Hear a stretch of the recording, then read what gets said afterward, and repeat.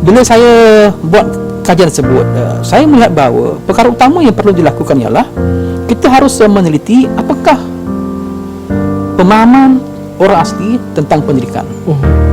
Itu yang pertama. Yang kedua ialah, adakah kita perlu meletakkan sekolah itu di kawasan orang asli itu sendiri, ataupun kita buat satu sekolah yang ada asrama, kita pindahkan mereka ke sekolah asrama, ataupun kita melatih guru-guru yang mungkin peka dengan budaya orang asli.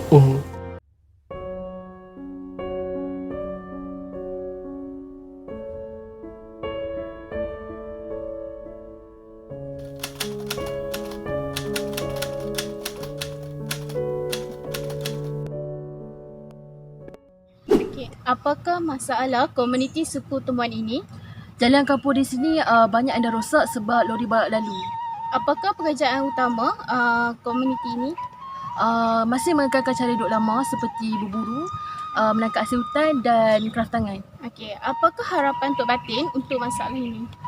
Saya harap agar ada pihak lah yang sudi memperjuangkan hak kami.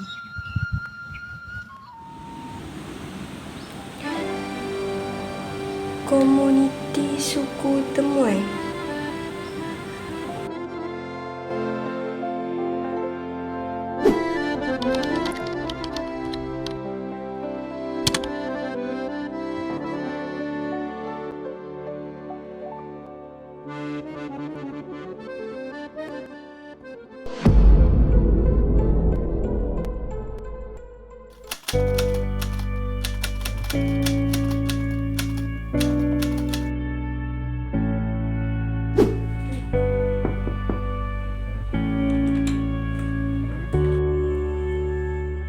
Bagaimanakah perkembangan murid-murid orang asli di sekolah?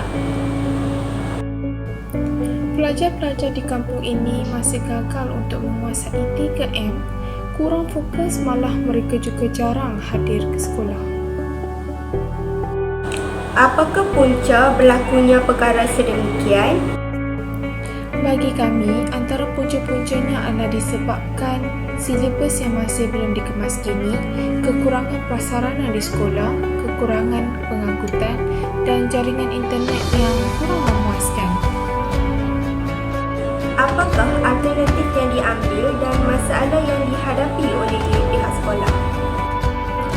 Alternatif yang telah kami ambil di sini adalah dengan mengadakan kelas pemulihan, namun masalah kami di sini adalah kami kekurangan tenaga pengajar. Audio Jungle.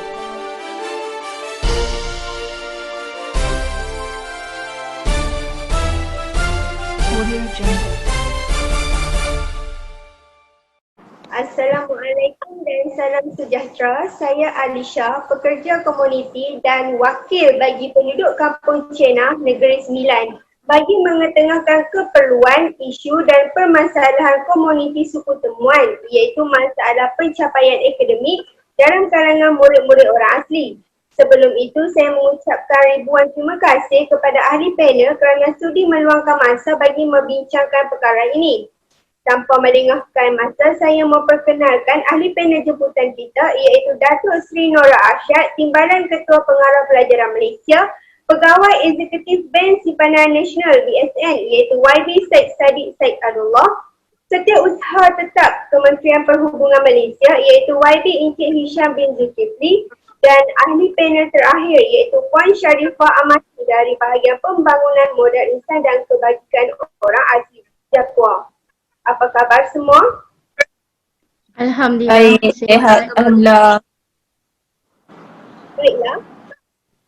Saya telah membuat beberapa tinjauan dan sesi temu bual bersama penduduk komuniti suku temuan. Saya mendapati bahawa terdapat beberapa masalah dari segi pencapaian akademik, iaitu murid-murid masih gagal menguasai 3M dan silibus pelajaran yang tidak dikemas kini.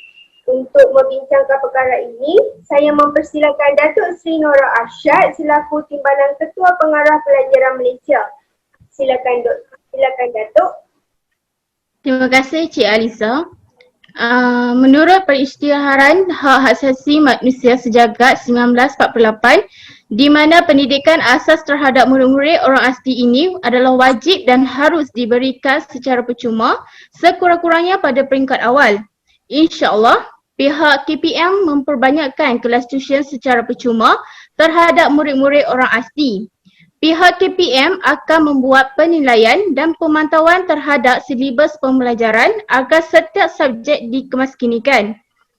Pihak kami juga komited untuk mengadakan program intervensi khas terhadap murid orang asli dan juga pribumi dan mengaplikasikan sisipan elemen budaya orang asli dalam kurikulum dan juga co-kurikulum.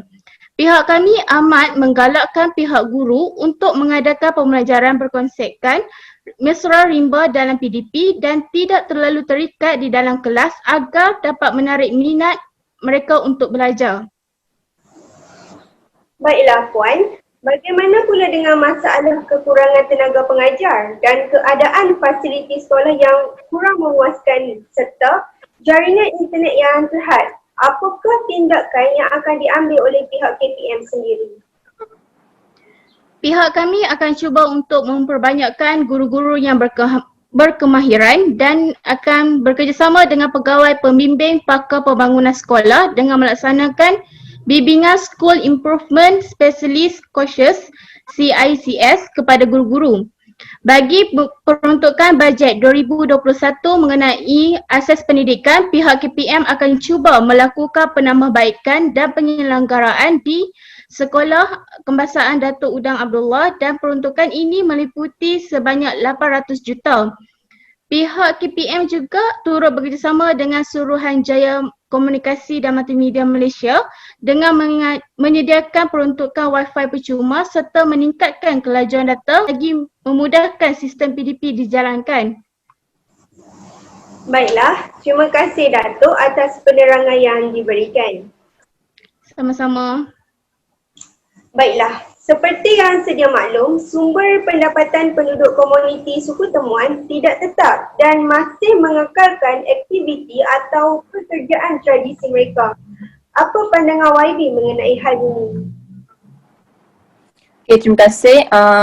Baiklah, saya melihat bahawa sosioekonomi komuniti orang asli ini hanya berkonsepkan kepada aktiviti tradisional seperti berburu dan juga memungut hasil hutan. Ada setengah sahaja yang bekerja secara moden seperti berniaga, pekebun, menjadi kerani dan sebagainya. Namun begitu, hal ini agak membimbangkanlah generasi anak-anak orang asli di mana mereka tidak mendapat keperluan harian yang mencukupi. Melalui peruntukan bajet 2021, wujudnya program bantuan sosial yang bernilai 158 juta untuk komuniti orang asli. Hal ini merupakan salah satu berita gembira lah buat komuniti orang asli dalam meningkatkan taraf hidup mereka. Baik, jadi apa sarannya YB untuk menyelesaikan isu ini? Okay, baiklah, pihak kami juga turut membantu menyediakan bantuan seperti bantuan kewangan, kelengkapan persekolahan, pakaian dan lain-lain lagi. Bagi meningkatkan taraf hidup orang asli, kami juga menawarkan skim pembiayaan mikro bagi membangunkan perusahaan kecil dan sederhana PKS.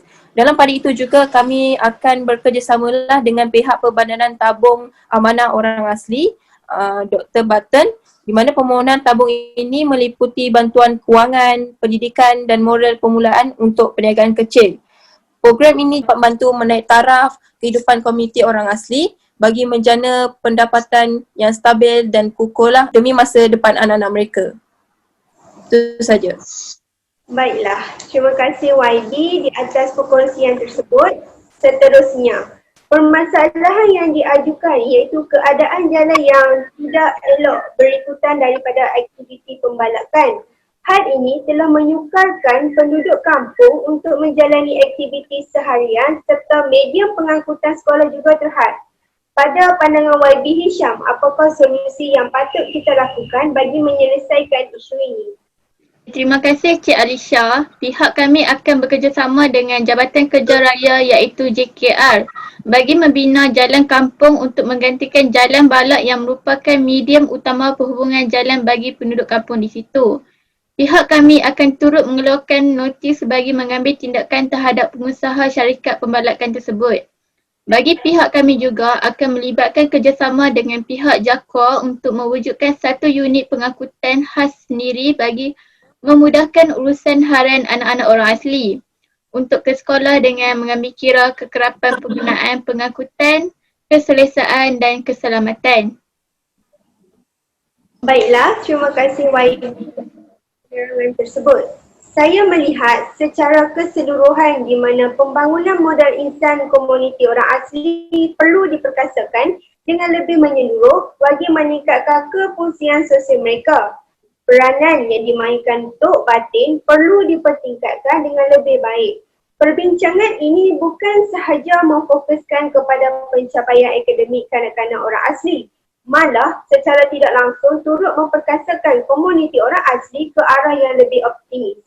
Pada pandangan Puan Sharifah, sejauh manakah Puan melihat tentang perkara ini? Okey, baiklah. Terima kasih Cik Alisha.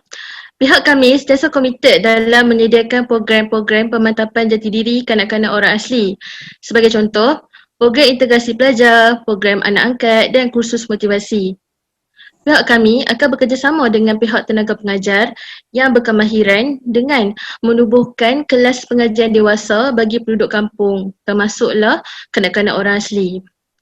Hal ni sebagai satu usaha lain untuk membasmi masalah buta huruf dalam kalangan orang asli.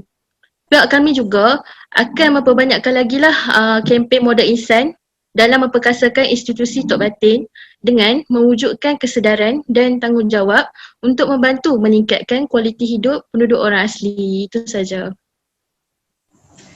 Baiklah, terima kasih atas penerangan tersebut. Izinkan saya untuk merumus perbincangan kita pada hari ini secara ringkas daripada setiap ahli panel, iaitu bahagian akademik memperbanyakkan tenaga pengajar yang berkemahiran, memberi bantuan kelengkapan persekolahan, pakaian, memberi fokus utama dalam silibus pelajaran untuk diupdate, menyediakan tuition secara percuma kepada pelajar dan mengintegrasi budaya orang asli dalam kurikulum dan kurikulum, menggalakkan elemen pembelajaran mesra rimba, menyediakan peruntukan wifi secara percuma serta meningkatkan kelajuan data internet bagi memudahkan sistem PDP. Untuk bahagian kewangan, memberi permulaan modal kepada penduduk orang asli iaitu skim pembiayaan mikro untuk PKS, mengadakan kerjasama dengan Perbadanan Tabung Amanah Orang Asli Dr. Bautem dan memberi bantuan seperti kewangan, kelengkapan sekolah dan sebagainya. Untuk bahagian perhubungan, akan bekerjasama dengan Jabatan Kerja Raya JKR dalam membina jalan dengan lebih baik, mengambil tindakan terhadap pembalakan secara haram, menyediakan pengangkutan sekolah yang lebih baik, sistematik, selesa dan selamat, serta memperbanyakkan pengangkutan ke sekolah. Dan yang terakhir, bahagian pemodalan insan, iaitu memperkasakan peranan Tok Batin sendiri dan memperbanyakkan program dan aktiviti modal insan. Maka di sini berakhirlah perbincangan kita pada hari ini. Sekali lagi, terima kasih kepada ahli panel jemputan kita pada hari ini. Mudah-mudahan dengan perkongsian maklumat dan idea sebentar tadi dapat kita laksanakan bagi mencapai hasrat penduduk suku temuan, khususnya anak-anak orang asli dalam membela hak asasi mereka dalam mencapai kesejahteraan hidup yang berkualiti. InsyaAllah. Dan terima kasih semua dan Assalamualaikum.